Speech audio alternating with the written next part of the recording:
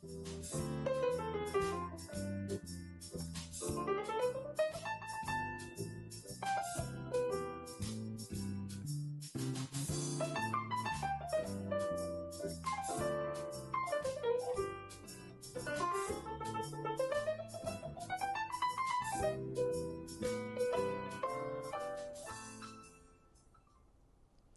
is Arts Alive. I'm Lynda Phillippi, and my guest today is Angelina Octavia, a Newburgh artist who is on the Art Harvest Studio Tour this year for the first time.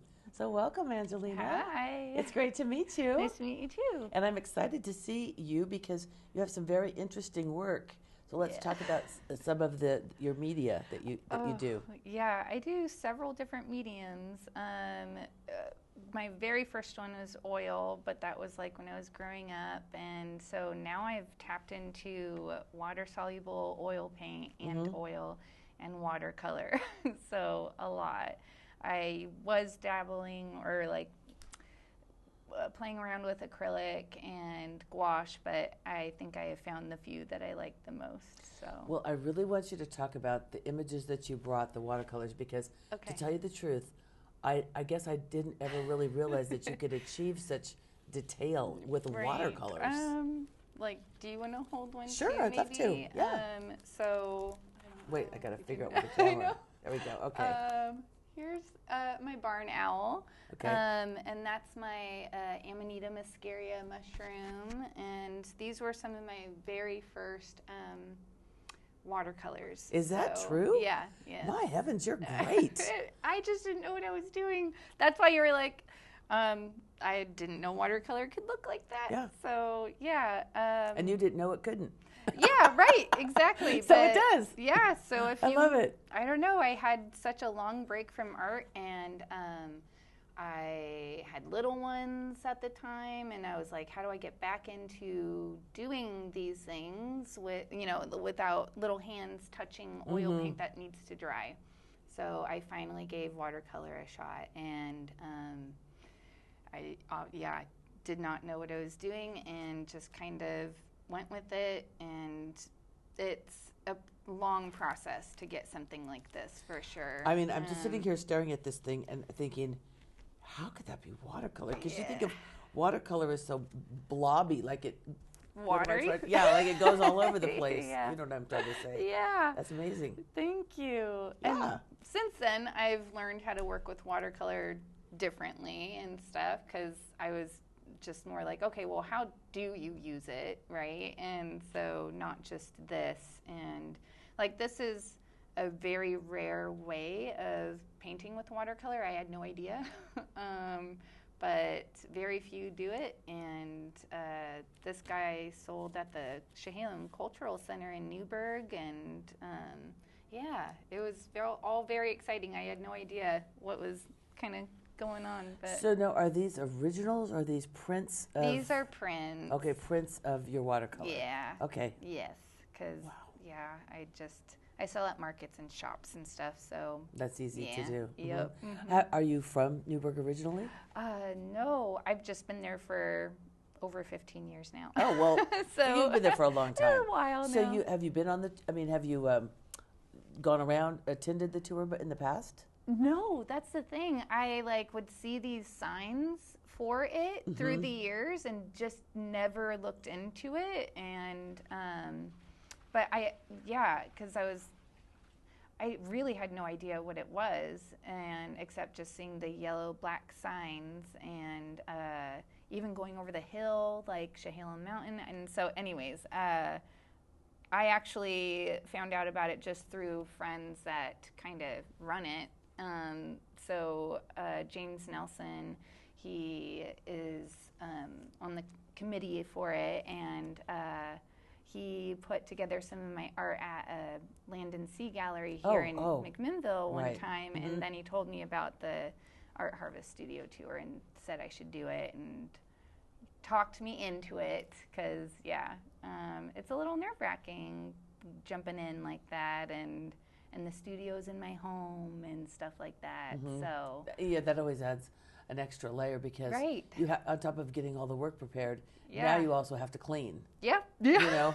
Yes, I have to get it ready. Because it's really my nice house to just will be clean. Yeah, I was saying it's kind of nice to just, if you're showing it someplace, you do all the work and you walk away and you leave a tornado behind you. Then you go and here I am, the big artist. But when everybody's coming to your home, yeah, it's that quick, like it feels like that 10-minute deep clean or quick cleaning before somebody comes over, and you're like, yes, my house is clean now. Throw everything in the oven. That's gonna feel like that, yeah. Except it's gonna be way more intense, and yeah, setting up art and everything. But I think it's such a cool experience, though, that like people will get to. It makes sense. Like I would want to get to know the artist on a deeper level and a more intimate level, I guess, and see where they're coming from and their process and stuff. Like that's cool. So now I wish that I could go around to all the studios. Yeah, everybody says that. All the artists say that. And I always keep thinking, I wonder why there's not a way that you guys could do like the Thursday night before the tour starts or something. If everybody gave themselves that deadline to be wrapped by Wednesday night, and then Thursday you could take a quick zip, at least a few. It'd be hard to get to everybody, obviously. Yes, I think we were kind of talking about that a little bit, and because we all do want to go to each other's studios really bad, but I don't know if it's anything. I don't think anything's concrete about planning that yet. It's one more layer. It's too hard to it's hard to put that in this year for sure. So tell like your background. Did you study art in school, or no? You really just sort of self-taught? Yeah. Well, I mean, I did take all of the classes that were available in my high school. Okay. And then got into like IB art. It's like the more advanced classes, but then they were still like, well, maybe we'll just send you to the Portland Art Institute, and you can join also some like special classes at the art museum and stuff. So I was doing that during school hours because they were just like, we don't know what to like. I mean, I can imagine being your art teacher, especially in high school, and saying, this girl needs way more than we can give her. I mean, this did not look, my stuff did not look anything like this back then, but I am glad that they saw some potential. But yeah, it was, art was my thing, and so completing all the classes, it was just like, okay, well, I guess I'll just hang out in the art room and do whatever I want, basically, my senior year, and that was in 2006, though. So I had a long break from high school to a few years ago, and those were the child rearing years. It was, and just not, mom is not the priority, or I mean they should, but kids are mainly, and just life in general, things happen, and so and now it's your turn. It is my turn finally. So just a few years ago started with watercolor, and then finally doing oil, except this is water soluble oil, this is oil. Okay.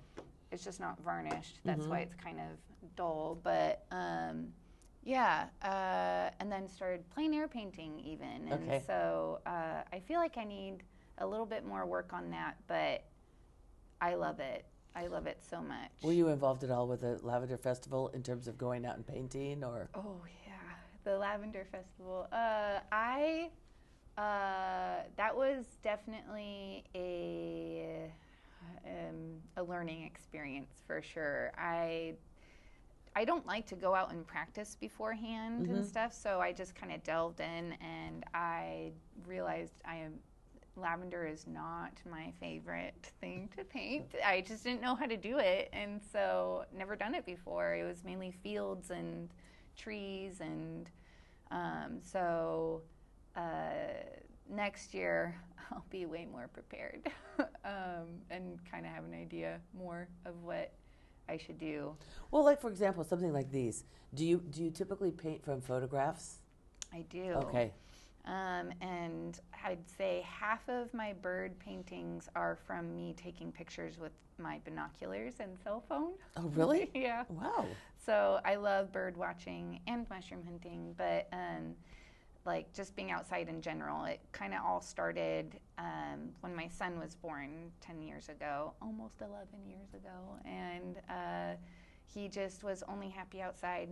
So I would take him on walks every day, and but it gets a little lonely and boring being by yourself on a trail with a baby or a toddler, and then another baby, and then the toddler and stuff. So I started bringing ID books, like plant ID books and bird IDs or identification charts and stuff. And so the three of us would do that together when we were out, and like all the time. And so now we just know a lot of the native birds. And your kids know a lot about nature. Yeah, they do. Is this variety edible, by the way? No. Okay. I mean, no. It doesn't look like it's edible. It looks like one of those scary, yeah.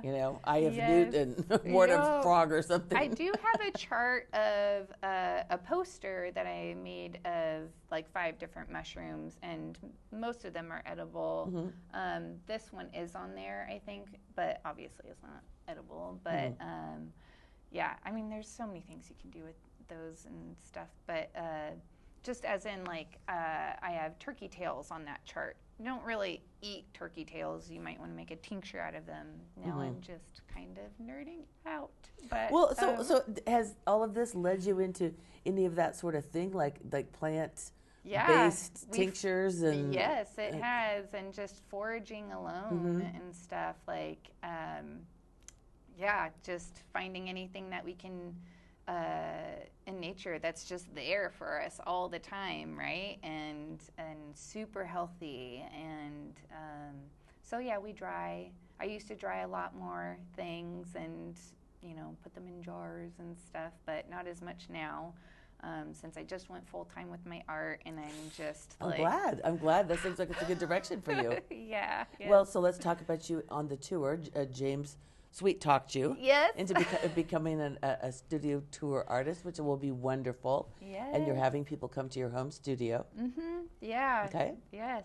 So, but what was the question? Well, if people want to find you online. Oh, yeah. So I have an Instagram. I'm not tech savvy whatsoever. So I have an Instagram that has a link to my link tree of my website and Etsy, and everything is just Angelina Octavia art.